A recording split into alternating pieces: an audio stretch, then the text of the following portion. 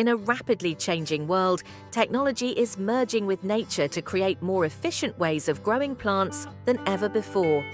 Join us as we explore how automated hydroponic systems can grow lettuce without soil, using only water and technology. With the NFT, or nutrient film technique, hydroponic system, lettuce is grown in a soil-free environment. Nutrient-rich water flows continuously beneath the roots, providing all the essentials the plants need to thrive. The process begins with tiny seeds placed in special grow holders.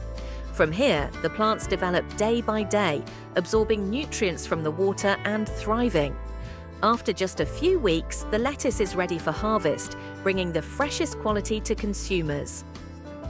Hydroponic systems not only save water, but also reduce the need for soil and chemicals.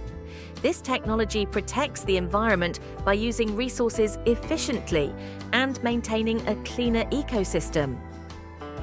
With this system, consumers can feel confident in the quality of their lettuce.